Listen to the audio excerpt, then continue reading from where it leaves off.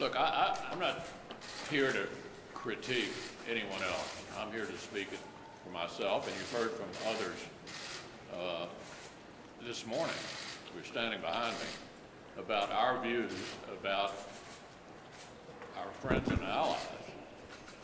And I want them to understand that in this country, there are a lot of people in both parties who believe that these alliances, painstakingly built in the wake of the end of World War II, are important, and we want to maintain them. Is there anything that Congress can or will do to support those alliances or to push back on Russia or the President's comments about Russia other than just offering words of support?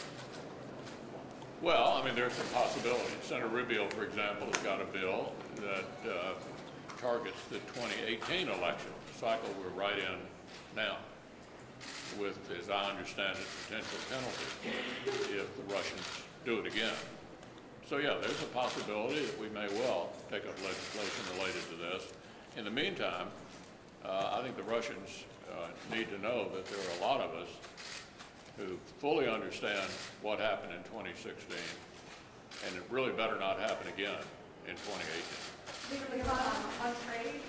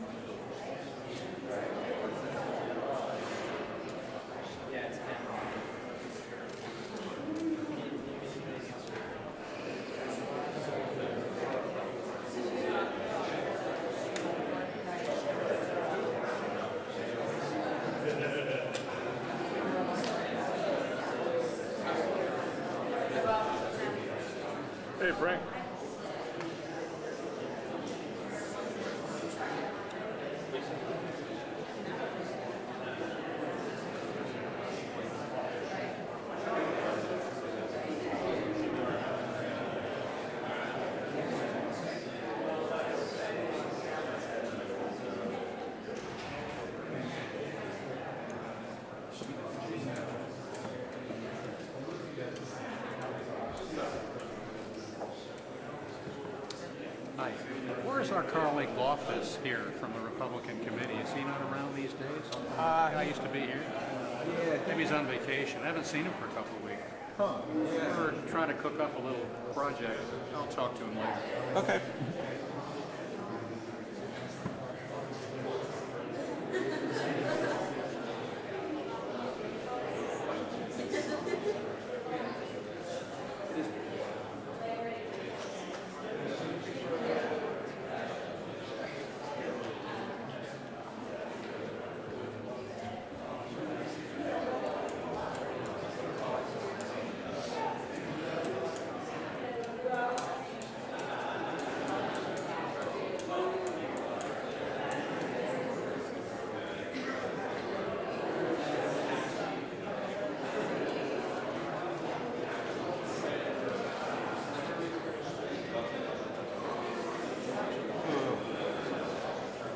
Done yet? As much as you like it to do, we ain't got that.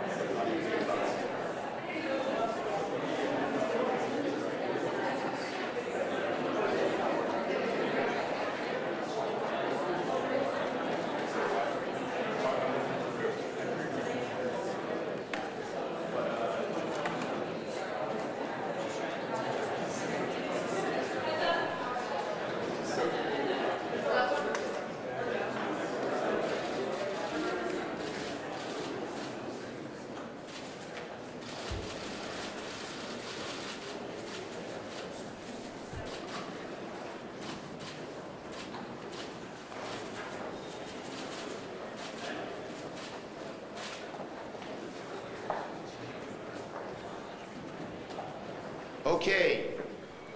Good afternoon, everyone. I'm proud to be joined by three of my great colleagues, Senators Menendez, Cardin, and Shaheen. Now, yesterday marked one of the worst days for any president of the United States and his actions in memory. On foreign soil, President Trump said the United States was equally to blame with Russia for the state of the relationship between the countries. He trashed American intelligence, took the word of the KGB over the word of the men and women who worked so hard at the CIA. The president's behavior has left everyone in the United States scratching their heads. His behavior was so bizarre, so weak, so deleterious to American interests and our national security that millions of Americans are left wondering if Putin indeed has something over the president. That is the most logical explanation of the president's behavior. So now the question looms.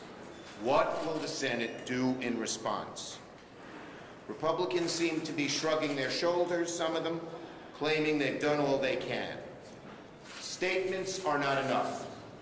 We need action. And we cannot act unless our Republicans join us in bipartisan action. So here are a few things that the Senate can do immediately in response to the president's disastrous summit. First, we can ratchet up sanctions on Russia, not water them down. The sanctions were passed 98-2 here in the Senate. They haven't even been fully implemented. And we want to make sure that they are not weakened in any way at all, as some on the House Republican side may be attempting to do. Second, and probably most importantly, our Republican colleagues need to immediately join us in demanding open and public testimony from the President's national security team that was in Helsinki and any others who might be privy to what happened. We're worried about what the President said publicly. We're even more worried about what happened in those 2 hours when the President was alone with Mr. Putin. Does anyone believe that he was tougher on Putin in secret than he was publicly? Why did he not want anyone else in the room if he was so sure and confident that what he did would stand the light of public scrutiny? So we need these people to come. We need Secretary Pompeo. There's some talk he may, but there's been no commitment that we have seen. And we want DNI Coates, Ambassador Huntsman, and many others to come before us. This is too important not to get the full story out before the Senate and the American people. Next, where are the notes from that meeting, the contemporaneous notes? What did the President agree to? Was Secretary Pompeo briefed afterwards? Did he write anything down? Were any other members of the President's team? The contemporaneous notes that were taken, particularly in regard to the 2-hour closed meeting, should be turned over to Congress immediately. I'm calling on Leader McConnell and his leadership team to immediately request a hearing with the people I mentioned, Pompeo, Coates, Huntsman, and the rest of the national security team. And I'm calling on Leader McConnell to join us in demanding the contemporaneous notes that were taken. Next, our Republican friends must end the attacks on the Department of Justice. Want to pass legislation? Yes. The most important legislation we can pass, given the President's attitude, is the bipartisan bill to protect the special counsel that Senators Coons, Booker, Tillis, and Graham authored, along with Senators Whitehouse and Blumenthal, and that passed the Judiciary Committee. Put it on the floor immediately. Immediately. If you mean what you say, Leader McConnell. If you're going to walk the walk, not just talk the talk. Fourth, the President must release his tax returns. and insist on the extradition of the 12 Russians indicted for election interference. We need, given all of the innuendo, this president should have released his tax returns before he was elected. But what happened yesterday makes that release imperative. He should do it. Our Republican colleagues should join us in asking him to do it. And finally, we must move to protect our election security. To its credit, the Senate, in bipartisan fashion, led by some of the people around me and many others, passed $380 million in the last omnibus for election security. But more is needed, and more protection is needed, more substantive legislation. There is legislation by Senator Klobuchar, there's legislation by Senator Van Hollen, there's legislation by Senator Harris, and others. That is necessary, hardly sufficient, but it is necessary to do. We hope our Republican colleagues won't just go tisk, tisk, tisk, but will actually act to protect the security of America and join us in doing it in a bipartisan way. Senator Menendez. Well, thank you, Mr. Leader. As someone who has served 26 years on the House and Senate Foreign Relations Committee, from a foreign policy point of view, I believe yesterday was a day of infamy for the United States. The world saw a supplicant American president capitulating, fawning, and ultimately aligning with Putin, an authoritarian leader who orchestrated an attack on our democracy and continues to do so as we speak. The president turned his back on our own intelligence community, which unanimously agrees that the Russian government carried out attacks intending to disrupt and interfere with our elections, and continues to do so. He disregarded his own government. He disregarded the advice and expertise of foreign policy professionals, military leaders, and diplomats who have served this country for decades. From my perspective, he violated his oath of office to protect and defend the Constitution of the United States.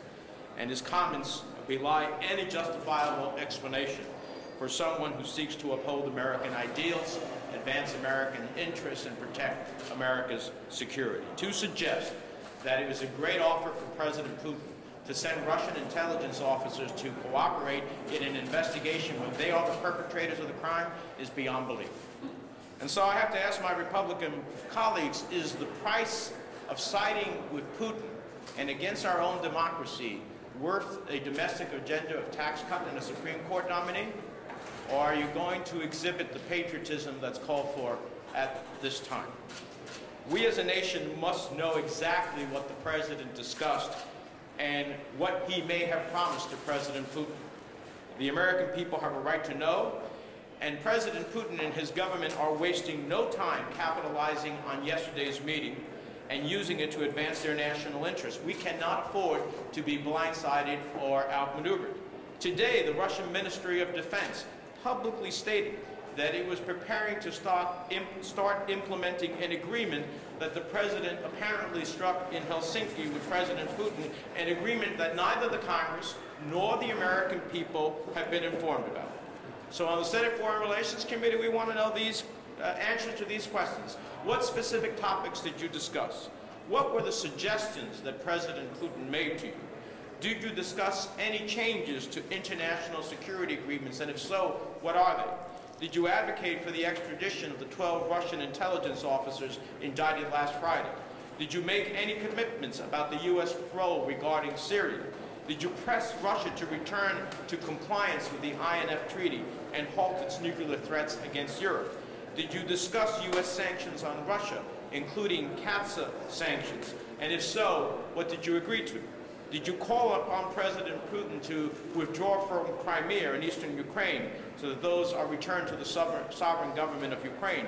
Did you discuss NATO military exercises scheduled for this fall, and did you agree to roll back or change the nature of those exercises? Did you discuss U.S. security assistance to the Ukraine and make any concessions regarding their continuation? What, if anything, did you commit to? I just simply say the Secretary of State has to come before the committee in open session, and talk about what has transpired here. And we need to have the administration fully implement the mandatory sanctions. You know, the Congress spoke 98-2 for mandatory sanctions against Russia without waivers of an administration. It spoke then of the concern that Congress had that this president might not implement sanctions if he was given waiver authority. We did not. First time in all the sanctions I've ever helped write that there was mandatory sanctions without waivers. We need to see those implemented. And we need to show the American people what it means to be a patriot over a partisan, especially at a time and that our essence of our democracy is under attack by a foreign government. And that attack under any view, Republican or Democrat, must unite us together, because that's an attack against our country. It continues to exist to undermine our democracy and our elections, which is the sacrosanct part of our Constitution. Thank you. Senator Cardin. Thank you. Yesterday, President Putin said that he was not engaged in interfering in our election. That didn't surprise us. It was a lie. We know that. We know that he interfered in our election. And now the President of the United States says he believes Mr. Putin rather than our intelligence agency. It was a horrible day for America, for our national security, for our global leadership, and for our democratic allies around the world that look to the United States for leadership. Today we had a hearing in the Helsinki Commission. I think that's appropriate since the summit took place in Helsinki. But that hearing was on the 10th anniversary of Russia's invasion of Georgia. Mr. Putin saw an opportunity 10 years ago where he could invade Georgia and disrupt Georgia's accession into NATO. He recognized that there was an opportunity, an opening, and he took advantage of it. He saw an opening in Ukraine, he took advantage of it. He saw an opening in U.S. elections in 2016, he went forward with it. He sees openings in Europe, did the same thing. And now he has the President of the United States saying that what he did in 2016 was okay, didn't do anything. It makes us so much more vulnerable to Mr. Putin's activities going forward. We are at risk in our 2018 elections because Mr. Putin knows he can interfere and he has the President of the United States on his side. A very sad day for our country and for our democratic institutions. We need to take action to protect ourselves. And the Republican leadership that controls the agenda in the House and the Senate, we need to use the independence of the Congress to protect the national security of America, particularly in light of what President Trump has done with Mr. Putin.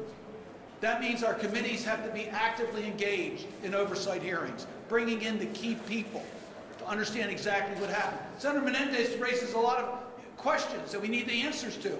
After we listened to the press conference, we were really worried about what the answers to those questions are going to be. We have a right to know what happened in that room. The American people have a right to know what happened in that room. 6 months ago, the Senate Foreign Relations Dems issued a report on Mr. Putin. It talked about his use of asymmetric arsenal. It included the use of his military, but also the use of propaganda, the use of corruption, the use of energy, the use of ways to try to bring down democratic institutions. That report spelled out that we need to take action in America to protect our social media platforms from invasion from Russia. Congress has provided resources. This administration has not used those resources. We got to demand that we protect ourselves from the attacks from Russia. We need to protect our election system. We need to have all agencies coordinated in the defense of America. And Congress needs to step up and take action and make it clear that President Trump's actions is unacceptable. That's our responsibility as an independent branch of government. And I thank our leader for bringing to attention those items that must be acted upon by the Congress. And with that, Senator Shaheen. Well, yesterday, President Trump handed global leadership and stature, free of charge, to Vladimir Putin, to a man who brutally murders his own citizens who disagree with him, and who rules a country with an economy that is half the size of California. Now, make no mistake, despite what the president said, Putin is not a competitor He is an adversary, pure and simple. It was disgraceful to watch President Trump side with Putin over the men and women of our intelligence community, over the FBI who are working to protect our nation from Putin's aggression. These public servants need a president who will have their backs. President Trump owes them an apology, and going forward, he owes them his unwavering support. And Congress must convene public hearings, as my colleagues have said, with administration officials on the Helsinki Summit. I believe the Senate Foreign Relations Committee should hold a hearing with the American translator, who was present during President Trump and President Putin's private meeting, to determine what was specifically discussed and agreed to on the United States' behalf. That translator is an official of the U.S. government. It is imperative that the American people in this Congress know precisely what the President shared or promised the Kremlin on our behalf. Yesterday's events make it explicitly clear that Congress must exert its authority to be a check on the presidency. On Thursday, I was with Senator Tillis at the NATO summit in Brussels, and I repeatedly heard from our allies there who are asking the question, should we go it alone? Is the United States going to be there when we need them? Are we going to hold up our Article 5 commitments that we agreed to in NATO? The international order that the United States established is indispensable to peace and prosperity. It's kept that stability for the last 70 years, and we must never waver from our transatlantic commitments. We are not going to let Vladimir Putin unravel the international order that we have built in the last 70 years. Thank you. I thank my colleagues, all three. Well said. Now, before I take questions, while we were speaking, President Trump tried to squirm away from what he said yesterday. It's 24 hours too late and in the wrong place. If the president can't say directly to President Putin that he is wrong and we are right and our intelligence agencies are right, it's ineffective. And worse, another sign of weakness tells President Putin continue to take advantage of Donald Trump because he doesn't have the courage, the strength, maybe not even the conviction to say to Putin's face what he tried to say a few minutes ago. You talk about potential action here in Congress and votes that Congress would be taking after what happened in Helsinki. Obviously, we have a number of senators who are facing contempt for election in the states where President Trump is very popular. Would you see that as a downfall or a backlash for them if you lose? Look, I think this is not a Republican issue, a Democratic issue, a red state issue, a blue state issue. This is an American issue. In every state, Americans deeply care for their security. In every state, Americans are worried that the president is no longer protecting that security. And the Congress, in a bipartisan way, ought to be strong and united in protecting the security of our country because the president won't. Senator McConnell mentioned the Rubio-Van Hollen bill, which would impose stiff sanctions on energy and banking if Russia interferes in the midterm elections. It sounds sort of like the kind of real action that you're talking about. First, we should have taken action on this kind of legislation long before today. It's a good thing. It's necessary, but hardly sufficient. There are a lot of other actions that must be taken as well, because American security is at risk. In light of this summit and the Supreme Court debate that we're about to have, how would you characterize the stakes of the 2018 election? What would change the Democrats' majority? Well, look, I mean, we will work to protect our security. We will not kowtow to Putin, whether we're in the majority or minority. If we're in the majority, we'll probably be more effective, and you'd see a lot stronger things protecting American security than you will with this majority, which seems so afraid of President Trump. A Republican majority, many of them seem as afraid of Trump as Trump is afraid of Putin. What's your view on whether or not Helsinki is something like the United States? Well, I'd first like to have Dan Coates come and testify and see what he heard the president say. What did he say to the president? Is he pushing back on the president? Is he going along with the president? Coates is somebody, I talked to him last night. I'm not going to reveal his conversation, but I think there are a whole lot of people in the administration who really have regrets about what the president did. They have to be more forthright about that, only because I know that's not easy to do. But when the security of our country is at stake, and when you have an adversary, as Senator Shaheen said, not a competitor, running circles around our country because of President Trump's weakness, you need them to be forthright, people in the president's administration. Follow up a little bit on Chad's question. Is there a point where Russian comments and tariffs and family reunification, were those issues that Republicans seem to push back on almost as a unit front, become a liability for Republicans going into 2018 as well? Look, today's not the day to make this political. Our nation's security is at stake, and I think Americans of all different stripes are very worried about it. What's your worst-case scenario for what you're afraid Trump is saying or doing behind closed doors? Who the heck knows? But again, the bottom line is very simple. It's likely, knowing how the president acts, that what he said privately was even more compromising to American security than what he said publicly. So we're worried about it, and not just the Senate, but the American people have a right to know what happened in that room. Will you trust anything the president says moving forward? Trust but verify. Last one. Former CIA Director John Brennan said that President Trump's press conference in Helsinki over the ISIS 200 seats, the threshold of high crimes and misdemeanors was nothing short of treasonous. Do you agree with Brennan that Trump's actions were treasonous? The bottom line is different people will characterize it differently. President Trump undercut our intelligence, elevated a brutal dictator who was taking advantage of the United States, and maybe most importantly, refused to confront President Putin. Worse, sort of gave him a pat on the back for undermining our elections. That is just disgraceful. That's the way I choose to characterize it. Thank you, everybody.